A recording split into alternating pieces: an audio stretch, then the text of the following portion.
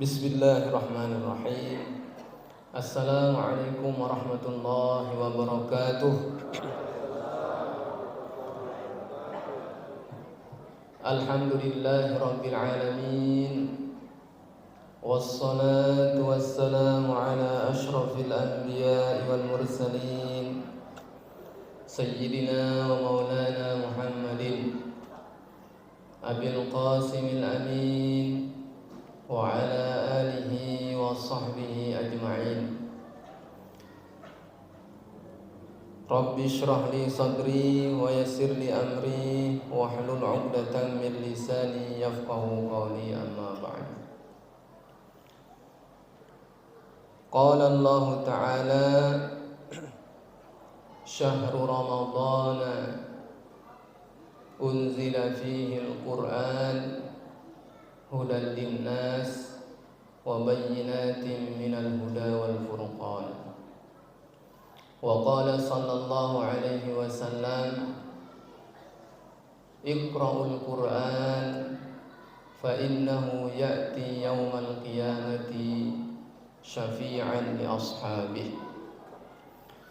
Sadaqallahul azim wa sadaqa rasuluhul karim wa nahnu ala dhalika minasy syahidin wasyakirin walhamdulillahi rabbil alamin. Bapak Ibu jamaah salat Isya yang dimuliakan Allah Subhanahu wa taala, tidak terasa kita semua sudah berada di penghujung atau di akhir-akhir bulan suci Ramadan.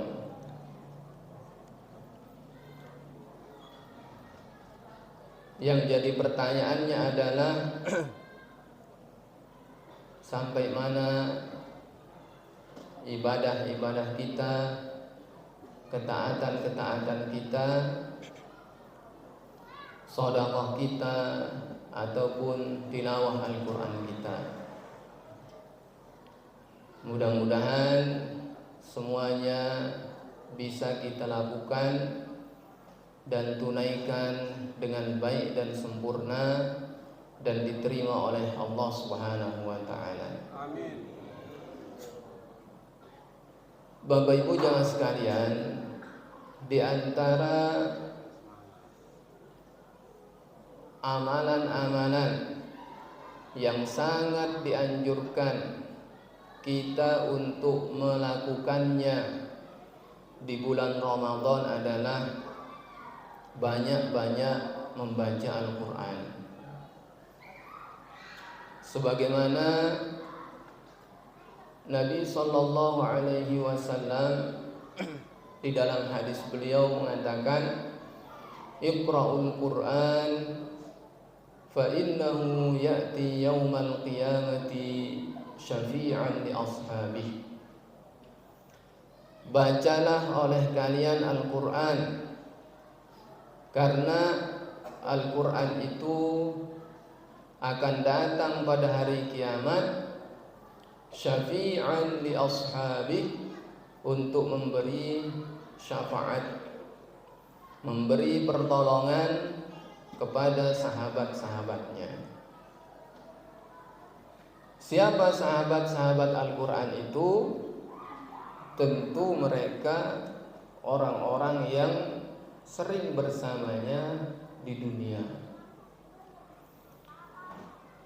Tidak ada sahabat tidak pernah ketemu, tidak pernah duduk bareng, jalan bareng, ngobrol bareng, tiba-tiba ngaku sahabat. Tidak ada.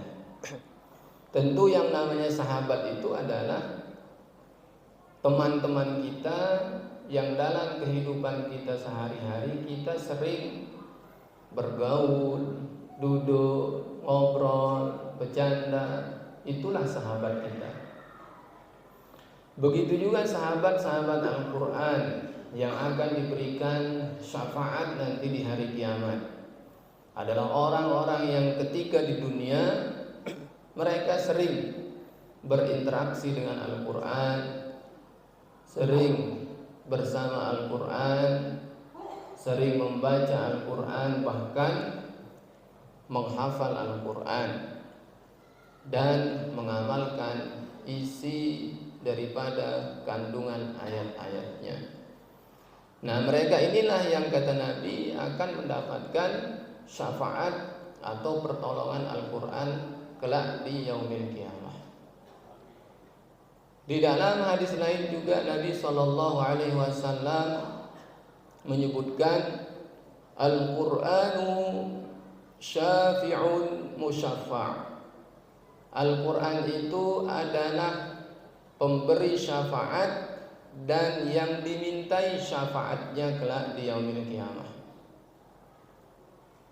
Banyak orang-orang yang meminta bantuan dan pertolongan dari Al-Quran, dan Al-Quran diberikan wewenang oleh Allah Subhanahu wa ta'ala untuk memberi pertolongan kepada sahabat-sahabatnya. Wa mahilun musaddaq, dan Al-Quran itu adalah saksi, yang mana saksinya itu dibenarkan oleh Allah Subhanahu wa ta'ala, diterima oleh Allah Subhanahu wa ta'ala. Saksi apa? Saksi orang-orang yang dulu di dunia sering membacanya atau tidak pernah membaca sekali. Dia yang akan menjadi saksi di hadapan Allah Subhanahu wa ta'ala. Oh, si fulana surga, saya menjadi saksinya karena dulu dia sering membaca saya, menghafalkan saya, mengamalkan ayat-ayat saya.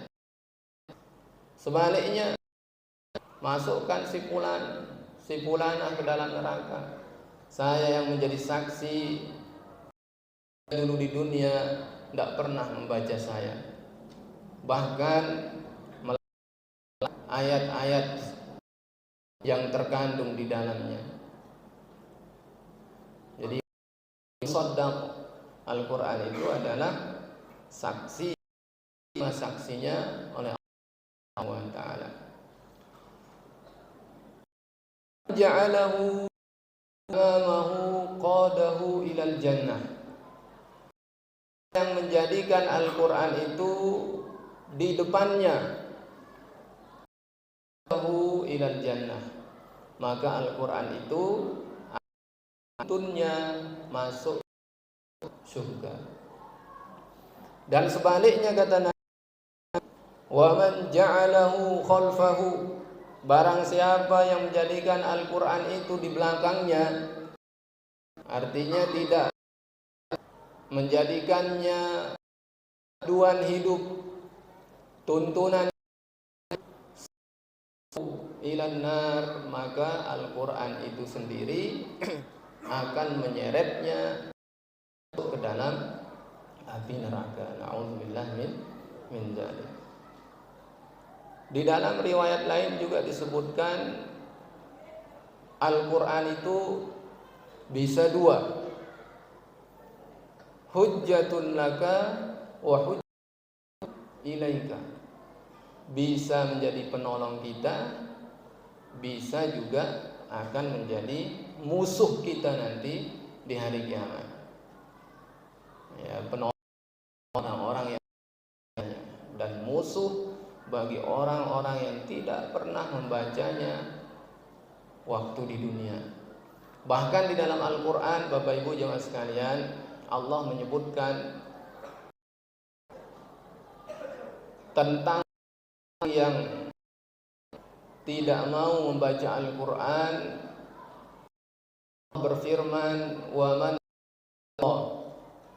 an dzikri fa innahu ma'isyatan, barang siapa yang berpaling dari Al-Quran, fa innahu ma'isyatan dongka, maka orang tersebut baginya kehidupan yang sempit. Nah, ini lebih-lebih di akhirat. Cobalah Orang yang jauh dari Al-Quran pasti hidupnya itu di dunia, belum lagi di akhirat. Wa nahsyuruhum yaumal qiyamati a'ma, kata Allah. Pada hari kiamat kami akan bangkitkan mereka dalam keadaan. Nah, bagaimana jawaban mereka yang tidak pernah membaca Al-Quran itu nanti di hari kiamat? Qala rabbi lima hasyartani a'ma. Wahai Tuhanku, kenapa sekarang saya ini buta, katanya. Wa qad kuntu basira, sementara dulu di dunia enggak buta, katanya. Kenapa sekarang bangkit kubur, mata saya tidak bisa melihat, ya, buta. Nah, Allah Subhanahu wa ta'ala qala kadzalika atatka ayatuna, ya, begitulah juga, ya, ayat-ayat kami dulu datang kepadamu, ya, fanasitaha, tapi engkau buta. Quran kan bejibun di masjid, ya, numpuk, tapi tidak nganti yang bacanya. Di rumah debu galo, ya, itu juga dulu. Tapi kalian pura-pura tidak jingok, tidak lihat. Maka pada hari ini kami juga tidak akan peduli, ya. Kami tidak akan memperhatikan kalian karena dulu kalian tidak memperhatikan ayat-ayat kami. Nah, Bapak Ibu jamaah sekalian, jadi ini adalah beberapa riwayat dari hadis-hadis Nabi Shallallahu Alaihi Wasallam dan juga dari Al-Quran Karim tentang keutamaan kita membaca Al-Quran dan ancaman-ancaman bagi mereka yang tidak Al-Quran ketika hidup di dunia. Mumpung masa waktu beberapa hari Ramadan, manfaatkan, selesaikan Al-Quran bagi saya, ya. Yang khatam silakan lagi. Mudah-mudahan nanti di Al-Quran yang kita baca dunia ini akan pada kita. Amin ya rabbal alamin. Saja kami sampaikan, dimaafkan. Jazakumullahu khairan wa taufiq wal hidayah. Assalamualaikum warahmatullahi